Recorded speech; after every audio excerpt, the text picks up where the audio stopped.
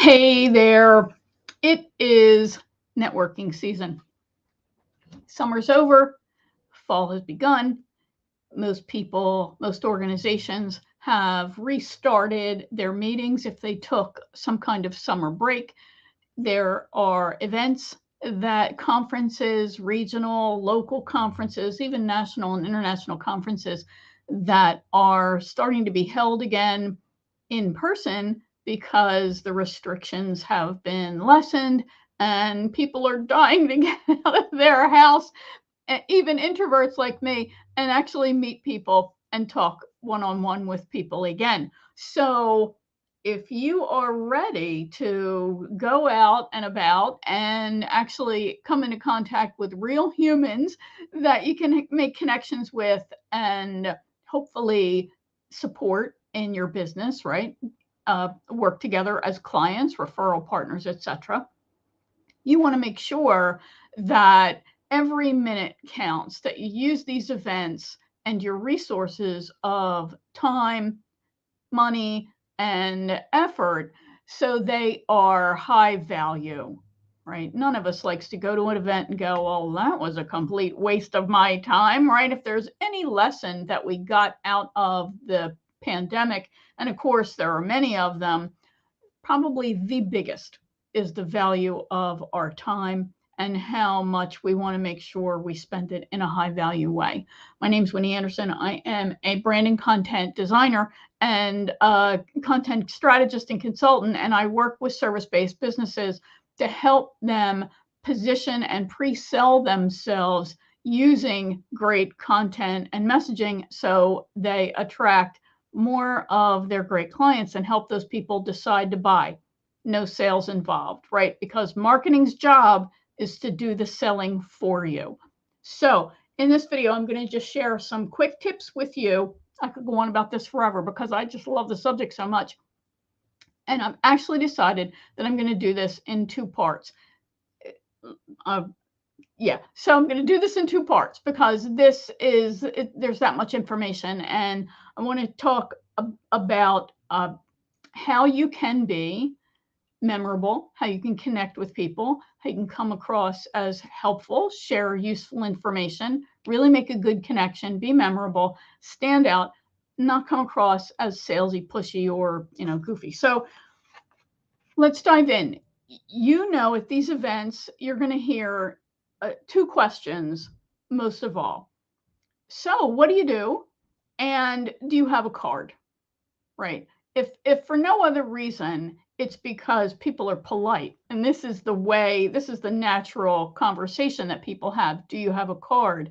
And there's lots of ways that you can answer this. So we're going to start with the do you have a card part first and get to the so what do you do part tomorrow in the pre-sale and profit portion of my content week. So the do you have a card thing? Oh my God. Don't get me started about business cards. What a wasted opportunity they could be.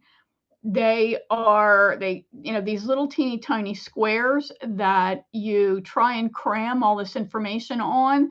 We have all done things like printed on both sides of the card, which is actually a great use of the space. We have put our pictures on them. There are these fancy business cards that you can get made, and I started this without having this in my hand. I had a client who was a promotional products consultant. He was so fantastic. He could find just the perfect thing for your business and for an individual campaign. Let me know if you would like to hear more about that, promotional products and how to use them, and just say that in the comments, and I'm happy to talk about the many lessons that I learned from him. So you could get a super special card, and there are these, and I'm holding up my hands and you're not saying them. So there are these business cards that he had that were super hard. They were actually plastic and they had teeth on the end.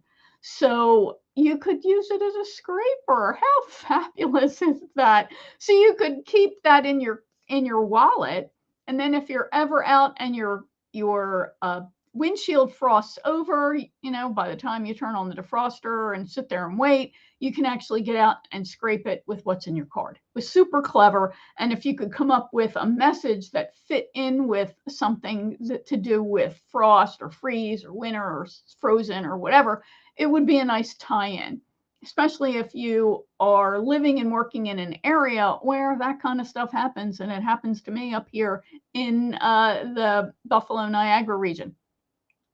You could also, there are these also cards, there used to be these cards where they came with some kind of chip in them, and you could insert them in a USB drive and it would start to play. The problem with that is it's kind of creepy. People are always afraid that they're going to plug something into their drive and you're going to infect them with a virus. So that's not something that I've ever recommended. So what can you do that is low cost, high value to you and to the person who you're going to be meeting, right? We don't want to hand out these stupid business cards. I've even designed some, the messaging for people who've had them folded in half like this. So you have 4 sides, right? It opens up. So you have 4 sides to print on.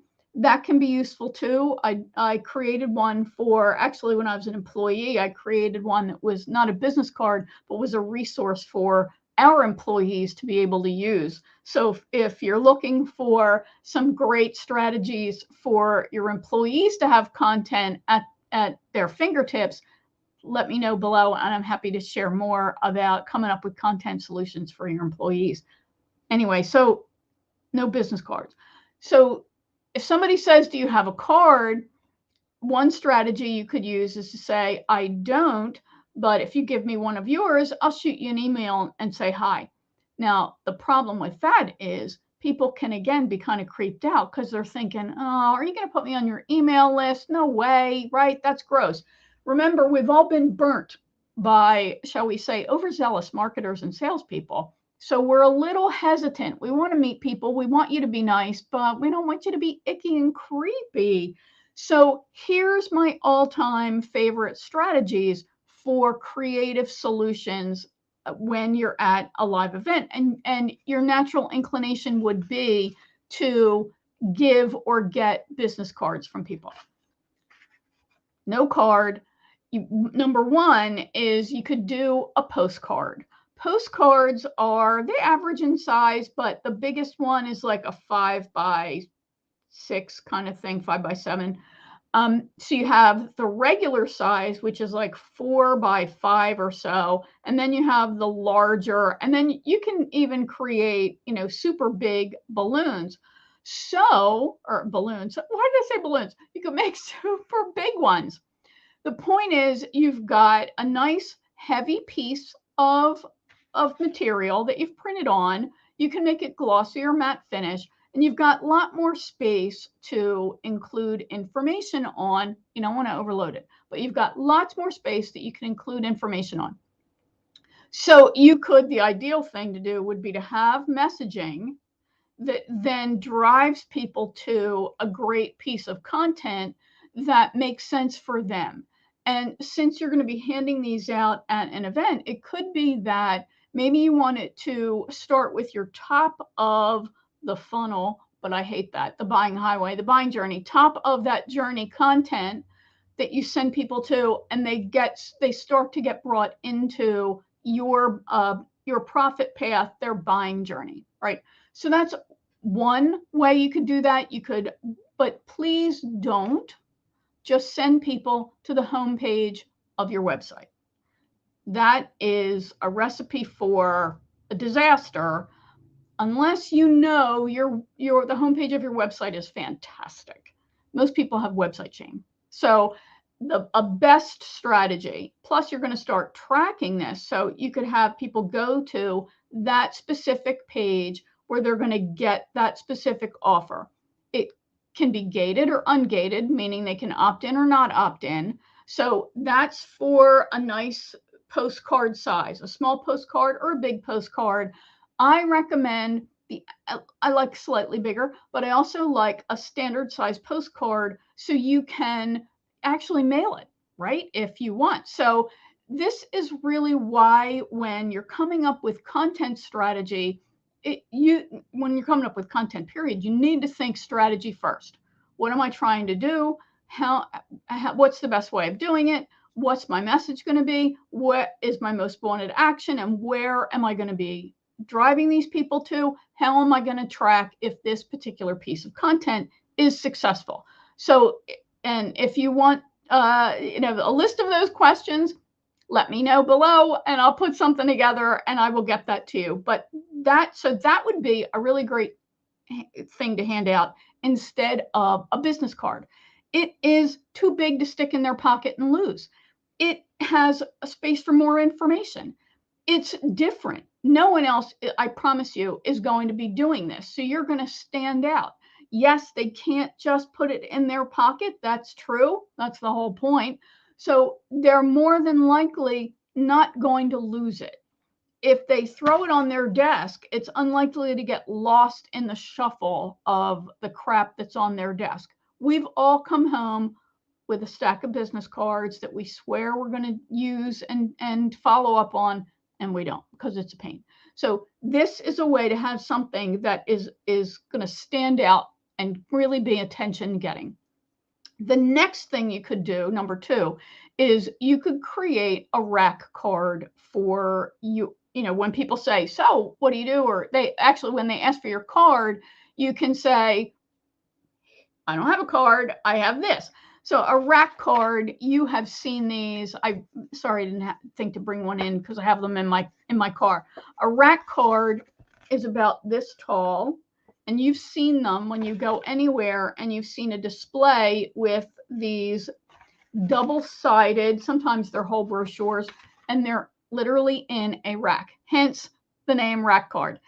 Usually they're double-sided, often they're glossy, but they can be matte, and they are typically promoting, you've seen them like promote places, right? When you stop at a rest stop on a highway, I stop on the New York Thruway or the Garden Parkway back in Jersey, you'll see rack cards that will promote different locations, right? So there's no rule to say you couldn't use a rack card size item instead of a business card. There are no rules, right? So again, a rack card, it stands out. It's way bigger than a business card. Obviously, it has 2 sides, so you can put content on either side. And the best way to use it, please don't put a coupon on here, right? Not unless you're a pizzeria or someplace. The best way to use it is, again, if you're going to use it and sell services, is include a recommended link. Go here to get our deeper piece of content, right? And help those people get into your profit path, get into the buying journey to solve their problem. This is, again, it's a great strategy because this could go in a jacket pocket. If you have an inside pocket, it can fit in, so they're not carrying it around everywhere or leaving it, but also they're not going to lose it like they could a business card. So rack cards are really good. One of my absolute all-time favorite pieces to create is when I am creating a piece of content, a collateral piece is what we would call this, something that is physical. And I can talk about PDFs if you would like to talk about how to make PDFs more engaging. Just let me know in the comments below. But instead of a brochure, because I detest brochures. Ooh, and I have another one that was one of my all-time favorites, and I didn't get it out of my files, so I'm going to wing it. Hope that's okay. So when I used to work at an agency, we had a client that was going to their very first trade show. And of course, you need a lot of different collateral for that kind of experience. They wanted brochures. I said, no, they're useless. They're completely a waste of time. They make good bookmarks. That's about it. So the best collateral piece is something that people are going to have to physically handle multiple times, because we want to have people fully process the content. And I'm a big believer that the more senses that you engage in anything, it's going to help that information get into their mind that much deeper, right?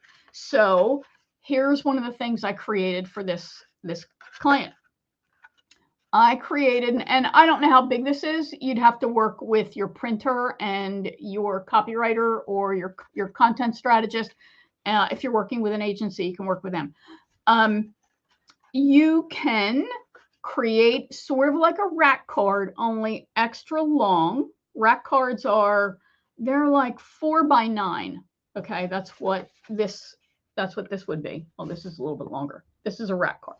So you would create this longer than a rack card, and what you would do is you want to give them something that they can't get rid of. I refer to it as it's sticky, right? They can't throw it away because it's so useful. It has such high value for them. And if you can create something that they can put on their desk and stare in their face, now they can't forget you, right? Every time they look at you or they look at their desk, they see you. So what I did was created this tool, and on one side, I put a year calendar. This way, no matter when they handed it out, they were going to get a full value. Now, you might want to hand out, look, right as I record this, it's getting to the end of the year. So you might want to put like the coming year's calendar on there. But the calendar's on one side with, of course, your name, your logo, your contact information, and your brand promise on one side. Then on the other side, maybe there's tips or, things to avoid or whatever. The bottom is just going to be, you're going to need to have this cut so it fits together, so it stands up. This is like, I cut this from a file folder, but they'll fit together. So you're just going to have your logo and contact information on here. This is going to sit on your desk like this, and work with me here because I'm winging this. This is going to sit on your desk, and now it's 3-dimensional. They can write the calendars on one side, your message is on this side, your contact information is on the bottom. But wait, there's more. So they can, you can see right in here, right? You can make this so that it's inside out. Yes, this is what I created. So you really have to think about the layout of the content. And then maybe you've got something else another year, or you've got an additional, the continuation of your tips. Again, your contact information, your brand promise, maybe, you don't want it to be cluttered. And then think about what's your most wanted action. So if you're trying to drive them to a sales call or some piece of content, you want to make sure you've got that clear on here. So this would be a little bit taller if I had the real piece of paper, but you're looking to create a triangle. You want it to be something that is going to sit on their desk. It's easy to put together. It's going to have useful information on all sides, so they can't get rid of it. Hence, it's sticky, right? So that's one. All right, here's my absolute favorite thing. And I thought that I was ready to do this, and I wasn't. So we're going to wing this. I'm going to have to rip out a piece of paper. Okay, so I mentioned I hate brochures. They're the worst kind of useless piece of content because people try to cram a bunch of stuff in there. It's just not helpful. People throw them away. They're good bookmarks, but not even that really. So what's a business to do? I have your answer. Create a little booklet. So you can do this in Canva. You can do this in Word even, right? So your own folks can do this in-house if you would like to. One of the things you need to keep in mind is that so this is just one piece of paper that I just folded in half. You have 4 pages of content. So if you've got multiple pages, it's going to be a multiple of 4 that you're then going to need content for, right? So you've got the cover, you have the back, and then you have the inside. And you can have additional pages. Just remember, you're going to have, it's a multiple 4, and you're going to have to fill that copy. So here's what I did for a colleague / friend of mine who called me up and said, I need a brochure. I'm like, oh, please. No, you don't. I said, I'll give you something better. And I created this booklet. So I had already written several articles for her over the past year. I picked out the best ones and I created this booklet for her. I forget how many pages it was. She was a high-end meeting planner for Fortune 500 companies, right? So this was a high-end chick. So we had the cover was a promise, right, of or how to plan a meeting or something that was related and compelling, right? Had her contact information on the front, just her name and phone number, nice and small. Then you opened it up, and the inside there were articles, short articles, because we're only on this size page, right? There were little short articles, and where on every page was where they could go for more information. And it was all about, key things about planning, running meetings. They were sales trainings, especially how to make them more powerful, how to budget for them, etc. And then in the center, because remember, multiples of 4, I had a set of pages, 4 pages. They were a 4-year calendar, right? Because you're planning meetings, you're planning that far in advance a lot of times. So we had multi-pages of year at a glance calendars. This meant people could not get rid of this, not for at least 3 or 4 years, right? So she was able to give this out. This actually generated leads for her, and it was really valuable. It was also because of the size, she could then slide it in an envelope and she could mail it out to people. So a lot of value. So we're now in event season. You are going out to mixers, conferences, trainings, other meetings where you're meeting live humans. You're having to answer 2 questions. So what do you do? And do you have a card? Here is your answer to, do you have a card? No, I don't. I have this high value piece of material that I'm going to give you. So this is a great way to position yourself as unique, to be memorable, and to give people really high value information that they're going to get a lot out of. And the chances of you attracting a lead, generating a lead from this, much more positive than a business card. People are at least going to want to learn more, right? And again, you can then use your space to drive them to something else on your website if that's what you would like them to do. So I hope that was helpful for you with ways that you can use content to help yourself stand out at live events, get rid of those awful business cards, and create something that's of more value. My name is Winnie Anderson. I'm a brand and content designer, a brand strategist and content designer. I work with service-based businesses to help them use content to sell their services faster and easier so their buyers don't think they're salesy and pushy, and their information sells for them.